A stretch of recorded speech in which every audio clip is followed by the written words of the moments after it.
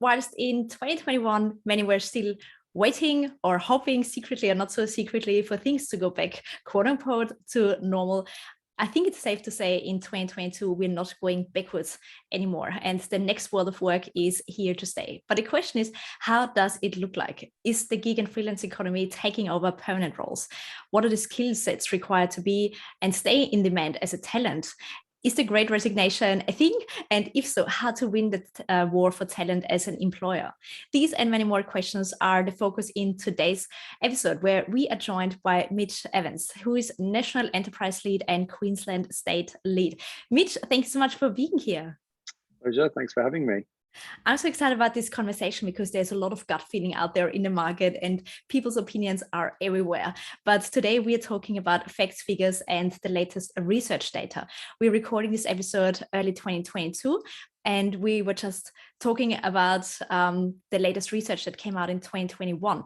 So maybe to kick us off, Mitch, can you give us some of the key highlights that we have seen in terms of job and employment market from 2021? Yeah, thanks. 2021, crazy. Who would have thought? Yeah, I think from a SEEK numbers perspective, we've seen sort of record numbers of jobs, and I think that's a surprise. I think anyone in Australia knows that the job market is running fairly hot. So we have seen some record numbers over 2021, which is encouraging. I think a lot of the economic data out of most of the capital cities is looking encouraging. And so for us, we've seen those sort of record numbers hit. And despite sort of continuous lockdowns through 2021, we saw job ad volumes, essentially demand for employees, continue to increase through this period. So it was almost like we kind of learned from the first lockdown that the world didn't come to an end. And as we sort of had these sort of snap lockdowns, people thought, well, we can transition fairly quickly to home and we'll continue to hire through those. So personally, I was quite surprised to see that happening. And we saw some of that happening sort of in 2020. Some surprising things that were coming out of the small to medium enterprise market that we call it. We saw some sort of green shoots coming in the middle of lockdown, which was incredible. So the other thing is just the sort of coupled with those the extreme highs in demand, we've seen I guess lowest application numbers that we've had in some time. So we've got a high demand and very low supply in the market, which is changing, I think, changing dynamics slightly. So if LinkedIn published their figures around 63% decreases in applications, was probably sitting around 50% versus pre-COVID levels. So that's creating some interesting times for people. So it's 2022. Who knows what's going ahead? What's in front of us. I guess the other thing as well is, that intrigued me through 2021 was this idea that came out of the US, this Great Resignation piece. So that was interesting to sort of hear and read a little bit about what they're thinking is going to happen. It really is based around the premise that a large majority of people are going to be leaving the workforce in the US.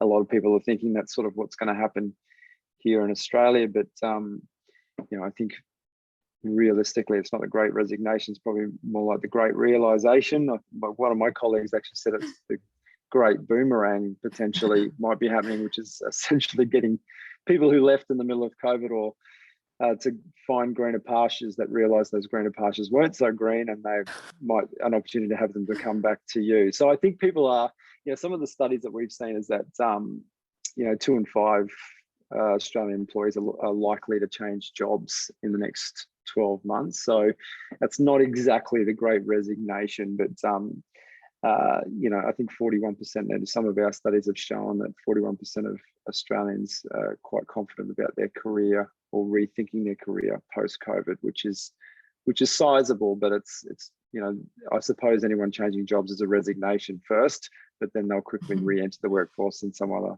capacity. I'm so So glad you mentioned those kind of numbers, because it's easy to make assumptions based on a personal experience, or we've had one conversation with somebody, or we've been in this industry and it has this kind of effect and trend. But you just demonstrated that the numbers actually speak a different story. That yeah, the Great yeah. Resignation is a big conversation, but does it really happen? Yeah, exactly. And I think there was some data out of Queensland today, and that they've got, particularly within hospitality and tourism, they've got more people employed in hospitality and tourism than they have in quite some time. So it seems like participation in the workforce is continuing to climb, as opposed to, like I said, the idea of the Great Resignation was that there was swathes of workers leaving the workforce. So it seems like people are just reimagining it and potentially just looking at other options that maybe interest them a little bit more. So we found sort of interesting things through our Seek business which looks at small to medium organizations as well, like franchises and stuff like that. They, through the tail end of or mid-year COVID, that their numbers of inquiries around franchises and small businesses were at record highs. So it just does talk to a little bit more about people sort of reimagining, what does work actually mean for me going forward, and people are searching for slightly different things than what they did pre-COVID. That's interesting, because you also mentioned one of the data points is that there are less applications. So talents are not necessarily proactively applying, but at the same time, they're still reimagining what work looks like. Have you also seen a trend in terms of more contract roles, or more an increase or decrease in terms of permanent roles? Is there any change? No, I think some of the studies, and we did a study in the middle of last year called the Belonging Report, and really looks at sort of the idea. I've sort of first heard of belonging through Simon Sinek book. I think the Leaders Eat Last. And that was around, we sort of looked at sort of 4 key things around organizational trust, inclusion, purpose and values, and company culture. But through that study, we found that one of the major things that people are looking for is sort of that job security being first and foremost. So if job security is the number one thing people are looking for, it sort of does put a bit of a halt to sort of that contract role and that sort of gig economy, as far as I'm concerned. But yeah, I think by and large, we'll see that potentially change as we move out of COVID and sort of come back to some sort of normality, whenever that is. So true, because I think, as I mentioned at the beginning, people were waiting to go back to quote unquote normal, meaning we sit in the office full time again, we go back to where it was pre-COVID. But now it's 2 years. People have established a new lifestyle. They can walk at lunchtime if they want to, or have a kids appointment at 3 o'clock and then work at 7 o'clock again. And I think you also mentioned one of the stats was around the job satisfaction, that it has actually increased because we are more in control. Can you give us a little bit more insights on that? Yeah, so the data around our candidate sentiment report is that candidates are feeling far more in control of their careers than they ever have. And one of those things is just for overall health and well-being, being in control of your own destiny just fuels a lot more sort of positivity around you as an individual, I feel, and your own health and mental health and things like that. So we've seen a sort of an increase of people's control, or the feeling of control of their own future. So, and that's sort of natural, right? So it's sort of, if you think about the real estate market, if there's a lot of supply of housing and you're about to purchase a house, and you're in control, right? So that kind of makes sense in the sort of supply and demand dynamics. Absolutely. And I think also because we had to deal and still have to deal with so much uncertainty, like does another wave come? Is my job getting made redundant? Am I getting offshored? There's so much uncertainty. So if we've got some kind of control, it makes all the difference, really. Yeah, well, I mean, that's interesting, because what did I hear an announcement yesterday from Telstra that they're onshoring a lot of their customer Mm. service Mm-hmm. roles. So, there's almost this reverse of what happened, 4 years ago. It's all sort Yeah. of coming back onshore, and demand for customer facing people are on record rises, and to use a Seinfeld analogy, there's more hand in the relationship. He's getting more hand, or she's getting more hand in their job search. Mm-hmm. So that's a good thing, and that's going to, obviously, it's starting to lead to increases in people's pay packets as well. Absolutely. Now, using these insight and this data, what would you say can we expect for 2022? What's ahead of us? I am not silly enough to go ahead and say anything along those lines, Petra. Given what we've just been through, I think it's a fool's game. Mm-hmm. Look, I guess what I'm, we're interested to see whether this continues on. Whether this is just sort of some pent up demand that's in the market from a year of pretty much, low levels of hiring, and whether this is just the rubber band snapping back, so to speak. I'm not sure whether it's going to continue, how it's going to continue. I mean, we've just, for us, we've started the year off it's very hot at the moment, and we're sort of sitting there thinking, and we thought about this a couple of quarters ago, surely this can't continue, but it is, and my team, who all support a lot of the larger businesses in Australia, there is a lot of demand on our services for a lot more insight, for a lot more intel, to get a lot more knowledge about what's happening in the market. And I think people are desperately looking to find talent wherever they can, and there's a lot more of sort of that workforce planning, and looking for synergies between different industries where you can find candidates in one vertical and upskill them into another. I heard a story about mining companies in WA looking at throwing extraordinary money at baristas in cafes to get them upskilled to drive trucks in the mines, and paying them 150 grand a year. I mean, I've heard all those sorts of stories in the market, but I think that's essentially where we're getting to. People are just going to have to be a little bit more creative with the way that they source their talent, and where they source it. So yeah, and also, given the last couple of years, we didn't have immigrant talents really available as much as we had prior. That increases the whole restriction on who we can actually work with a lot. Yeah, I reckon that's going to be an interesting one. I think one thought that I had around that is, oftentimes we've got skilled migration that's been put on hold, and we're going to bring that back, and we understand the extreme shortages. So one thing that I'm interested in is whether we kind of overcorrect when it comes to skilled migration, and we sort of the market somewhat gets flooded.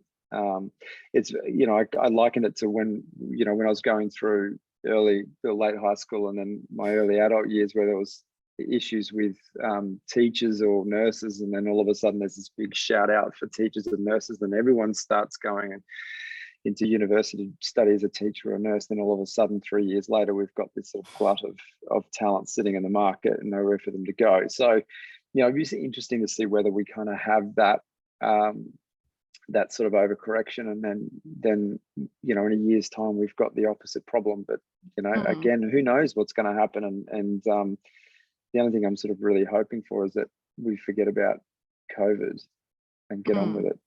So. True. That's a really good point, with that the pendulum swings into the opposite direction eventually. But one of the trends that we have also seen is that work is done more project-based rather than role-based, and the whole T-shaped skill set that you work across different aspects of your role is becoming more and more important, and also knowledge is transferred vertically, horizontally instead of vertically, which means that it's more the transferable skills that people are looking for, and employers. Have you got some insights in terms of the actual skills that employers are looking for, and how we as a talent can become in demand? Yeah, look, I don't think there's, when I look at the big growth areas in job numbers. They sit across healthcare and they sit across hospitality and tourism. They sit across trades and services and IT, and all those have sort of specific, particularly within IT, specific skill sets which are always going to be demanded, particularly healthcare. But the skills are potentially are the same. The future of work, idea of what's going to be in demand. Really, I think there's a lot of talk around this sort of soft skills stuff. It's that the sort of empathy and the emotional intelligence that employers are going to be needing going forward. I think it was a Deloitte study that happened a number of years ago that said 2/3 of the roles are going to require people with that high EQ, because a lot of the automation that's happening in markets. So I find this interesting. I sometimes get on my soapbox, even as a father who have got kids, and one in high school and one in just finishing up or in the last year of primary school. I sit there and think, our education system is very much geared towards academic results, and we're moving in a world where employers are going to be looking for soft skills, and they're going to be looking whether someone's got high EQ or high empathy and things like that. But we don't actually test for that. We might foster it, but we don't actually test for it. So if you're, in the case of my kids who aren't, academics, but have a load of EQ, then they're under the current system potentially leaving school with a fairly low mark and not be able to get into some of the areas where the big fours, for example, are looking for soft skills in their consultants and their accountants and so on. So I think it's interesting. I've brought this up in a number of forums and say, well, how do we actually measure this, and how can we actually not hinder those kids who might not be right on the ball from an academic standpoint, but loads of EQ and are probably just as likely to go on to be quite successful in the business world. So so that's probably the major one, and this idea is, like you said, that skill sets are sort of vertically or horizontally shared, and I just probably think about my own career journey when it looks at that, and this idea of continuous development, continuous learning, and ensuring that you're out there developing your skills in a range of different areas. And I think there's a lot of it that's quite formal. There's a lot that's informal, and a lot of it can be just getting involved in projects that sit across various parts of your business. So one thing that we're quite good at Seek is getting involved in things that I would never have gotten involved in. I did a project around decentralized leadership and tech teams across the world, and how would that function, and that's something completely out of my realm of skill set, but it was just something that I put my hand up and said, look, can I get involved in this? And I learned a heap doing that way. So I think there's this element of it's on the candidate, it's on the employee, not on the employer necessarily, to start to think about how do we get a breadth of experience. And it also helps with your job prospects, both going through that organization as well as your security, right? So skill sets are really hard to come by, and losing an employee with a range of different skills, have worked on a couple of different verticals within the organization, is going to be a big loss for that organization. So it makes you a lot more valuable to them to keep on. Absolutely. And not just more valuable to an organization, but it also helps you to future-proof yourself when you say, I'm usually in this kind of role, but I'm really interested in that kind of task or, role. How can I learn on the go? And this is exactly what we need to embrace now. Like the World Economic Forum released in a study that this year and onwards, we need to have 101 days of additional learning. Nobody's got the time for that. So integrating into learning into everyday task is exactly what keeps us future-proof. And that actually leads me into my next question. Now, LinkedIn lately launched the marketplace. It's not everywhere available yet, but they are testing to connect supply and demand, basically. You can offer different services. So it might be that you say a graphic designer, but you can also facilitate workshops. You could also do coaching. You also do whatever it might be. Where do you see this heading into? Is it the answer to the gig economy for US? Is it going to be an uptake in Australia? What's your thoughts on that? I don't know, like the gig economy was a big thing we talked about sort of 2 or 3 years ago, right? It was going to take over the world, and I think really it sat within a lot of those tech and creative industries, and it seems to have still sort of remained there. COVID really threw a spanner in the works. I think there's the desire to have a lot more I guess permanency to your future, your role, almost job security, became an important component. So essentially, I think the big thing which will change is how quickly we forget the last 2 years. So I think there'll be a hangover where we will realize that there were people that were let go during a period of time. And, I know a lot of organizations that just happen to let go a lot of those tech temporary workers were the first to go. But, it is very, you can quickly forget when you're in a sort of booming market where your skill set's in demand. You can forget what just happened over the last 2 years really quickly. So I'm really unsure. I don't know. I think it's definitely going to have a place. Whether it's going to ramp up as quickly as what we think, I'm not sure. But it's definitely going to have a place, and particularly around that tech and creative industries. And whether it flows onto, obviously there's other variations of a gig economy through the temporary workforce and things like that. And agencies have been on top of that for quite some time.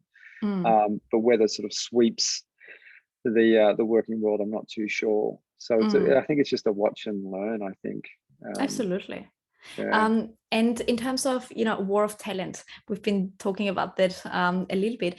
What can a company do in terms of attracting and retaining the best talents? What are some of the criteria that the top talents are looking for when they are joining an organization, as a freelancer, as a contractor, as a permanent employee, whatever?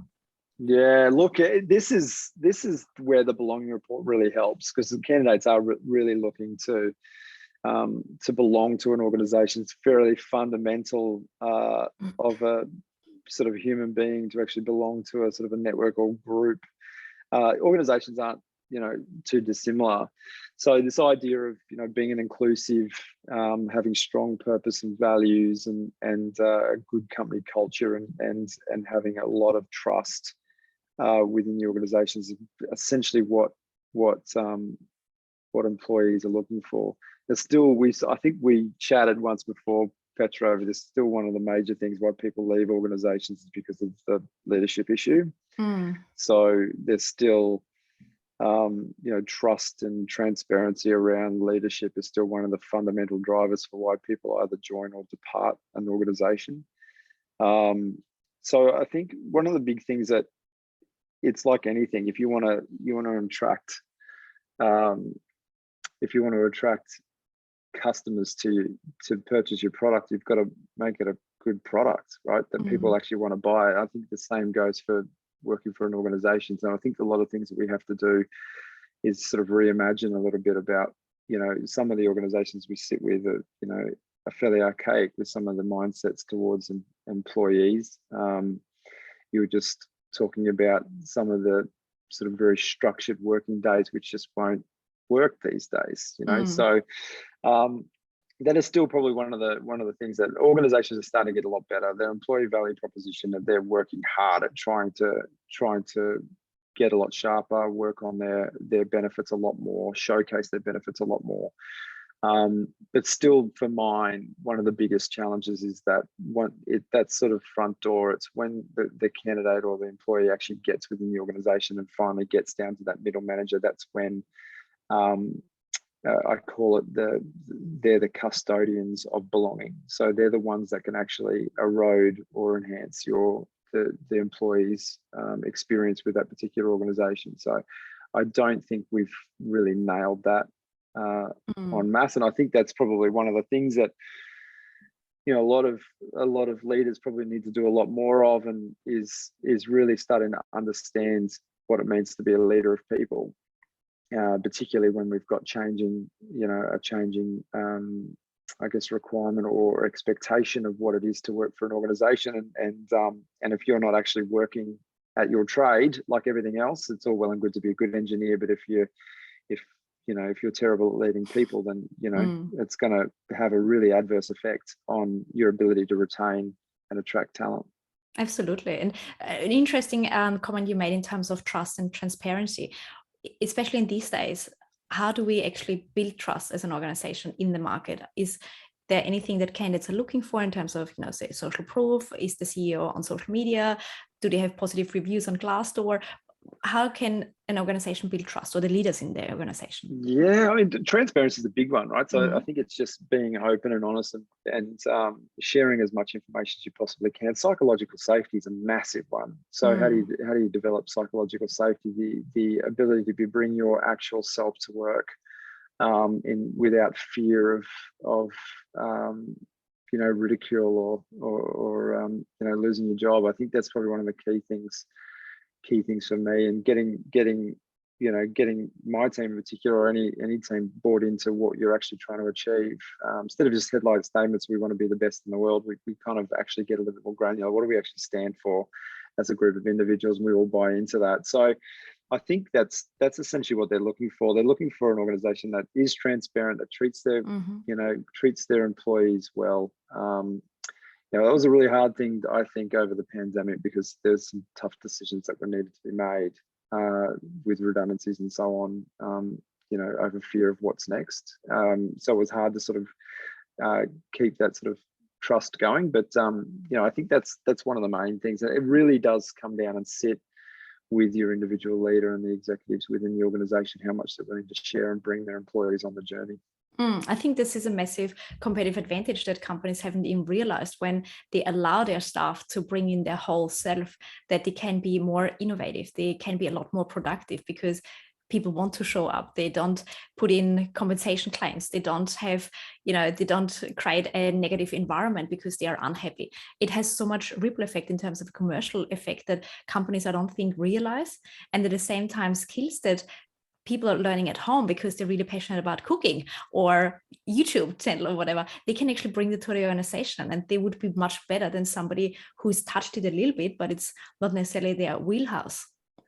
Yeah, I agree. Isn't it counterintuitive? Like, when you really think about it, we sort of sometimes some organizations rule by the bottom line, and that's fine. But if you think about, if you really want to increase productivity and you want to increase revenue and things like that, it's this idea of if you remove someone's feeling towards an organization, or positive feeling to an organization or a collective, or that belonging that they have with that group, then and I'm no social scientist, but the opposite effect is they become very individualistic, right? Become very selfish. It's about me, right? So it's not about the greater good, it's about me. So if you're fostering that, I think that individual, it's about me and what I can get and do, you are really limiting your ability to grow the organization. So it really is kind of, you've got to think about, how do you allow someone to give their all to the group and to the greater good, and that's going to just massively increase productivity, connectivity, the individual's happiness, and the people around them, right? So that's the other thing, is that person tends to, lack of a better phrase, infect the others as well. So you've got a particularly unhappy person that just sort of starts to eat away at everybody else around them. So, it really can do a significant amount of damage. And flowing on from that, the person's health and well-being. I was listening to something the other day around, working late. As a parent, I think about stuff like this. Working late and going, if I'm working long hours, what's the effect I'm having on my kids? And I actually found that you're really not doing that much of a damage working late, as long as you love what you do and you come home and you're happy. You can work less hours in a job that you don't like and come home annoyed. You're actually doing more damage to your children's mental health and well-being by doing that. So that was good, because I love what I do. Very happy with what I do. I love the company I work for, and that's just not me saying this, but I can really, I'm quite lucky that I work for an organization that eats and breathes this stuff, and I know that I might work long hours, and that's my choice. But I come home and just a slightly much better mindset than potentially someone who really just doesn't like who they work for and things like that. So yeah, this is a really good addition, especially now with people working more from home than ever before. If you are grumpy and showing it by literally just doing it, your kids pick up on it. Even though you say, yeah, it's fine, you still have a different energy around you. So it's a really interesting study that it's not the quality but the quantity, but the quality that it's all about. Yeah, I don't know, and that's the whole idea of this great realization, right? I think everyone's realizing that there is a lot more out there for them to get involved in, and happiness is paramount. I think there's, what did I hear? Sort of the the fear of what the unknown of what's out there was greater than the fear of staying where I am. And sort of now people are getting that courage to sort of go, well, I think I deserve a lot more than this. I deserve to be valued as an employee. I'll bring a lot to the table. And one thing, I don't know about you, Petra, but one thing through COVID and working from home, I worked long and hard, and every single one of my team worked long and hard. And, one thing that we found was that we didn't actually have to manage that. They did it on their own accord. People worked hard and genuinely wanted the organization to succeed through that time frame. So, when the world was all being tossed up in the air and just giving that trust and saying to them, we know that we're not going to sit here and manage KPIs or do anything crazy like that. We're just going to trust that you're going to do the right thing. And boy, oh boy, did they shoulder the wheel. So I couldn't name a single person within within the organization that I know of that didn't really put in over that time frame and is working probably still longer hours than they have pre-COVID. So yeah. That's a great testament that people actually want to give their discretionary effort because they belong to the team, they bought into the vision, and they do whatever it takes to make the organization successful and the team, obviously. Yeah, and something that's lived from top to bottom, right? So that's Exactly. the key. It just can't be one little sort of person. It needs to be lived through the entire organization. Exactly. It's not a job title, the chief happiness officer, or it's only a people management responsibility to make everyone happy. If you don't live it throughout the organization, it's not gonna work and happen. Now, this brings us into the final part. What is it that you do with your team? What is it that Seek is doing? What is a tip that you would give anyone to future-proof their career, their business in 2022? Yeah, look, I guess one thing that I'm going to focus on this year with my team, I was discussing with a whole bunch of leaders internally, was the last 2 years, we've kind of had we're kind of jumping from, spot fire to spot fire. We seem to be doing things and sort of thinking about things at a surface level. And I read this book around deep thinking and the benefits of taking time to think deeply about products about problems and unpacking complexity. And when I reflected on that, and just even with what I was doing at the time, is we tended to skim across the top. We tend to be doing sort of surface level things, tackling one problem, moving on to the next, tackling one problem, responding and reacting to lots of emails and doing all that sort of stuff. So one of the things I think for me was giving my team the ability to kind of refocus and to start tackling some complex problems and giving them the space and the time to really focus on that. And that includes myself, and get into the habit of actually trying to switch off some of the interruptions we get through the day and focus on one task. And that with good breaks and good work-life balance enables them to sort of build up this I guess bank of ability to really start to tackle complexity. So that's probably one of the biggest things for me. It's really a professional development year, reconnecting with the other team members and sort of working on ourselves to get better, whether it be through the things we were talking about before with micro learning and things like that, or whether it's just something that's you've just been interested in, that you want to sit and actually just develop something. And it could be something as simple as just thinking critically about what you do on a day-to-day basis, unpacking it, reflecting and finding out what works and what doesn't work. So it's that which I think is what I'm going to afford my team to do a lot more of this year. And again, just connecting as a team. Like the one thing that's on my radar is just seeing everyone in person.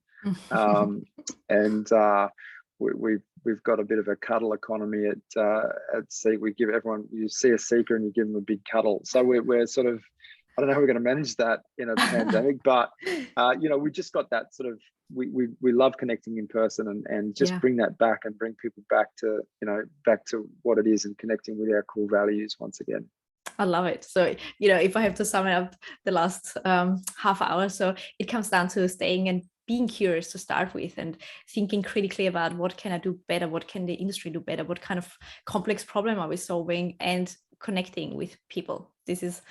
It comes down back to the basics in the end. It's nothing super sophisticated, but this is exactly what we need at the moment, I reckon. I think so. I mean, it has to be the basics, right? Because I don't think we've ever got them right. So I think there's little things that you can do. It's never going to be perfect, right? You know, I don't think anyone's going to have the perfect EVP, and you know, that it might look good on paper, but I still think that, you know, every organization has things that they're continuously working on and to get better, and it's never going to be perfect. But I think that you've got to start, and you've got to be open and transparent about where you are, and bring others on the journey with it, for sure. Absolutely. Now, thank you so much for being here, sharing so much light in the gray areas of what the job market looks like. Now, where can everyone learn more about the research that we briefly discussed, and connect with you and learn more about Seek? Yeah, everything that I've sort of talked about, belonging reports and candidate sentiment reports, are all sitting on the Seek website. So just jump into the resources area there, and you'll be able to find everything you need. If you can't, then there's either you know, reaching out to Seek directly to point you in the right direction, or if you have an account manager and you're listening to this, then they'll be able to point you in the right direction for sure. Excellent. Well, I'll put all the links, of course, in the show notes to make it easy for people to find, because I think you want to support decisions with data and not just on gut feeling. Now we've got so much information and data available, let's leverage it. So thank you again so much, Mitch. And yeah, looking forward to seeing what Seek has in store for you for 2022. Absolutely. Pleasure. Thanks, Petra. Appreciate it.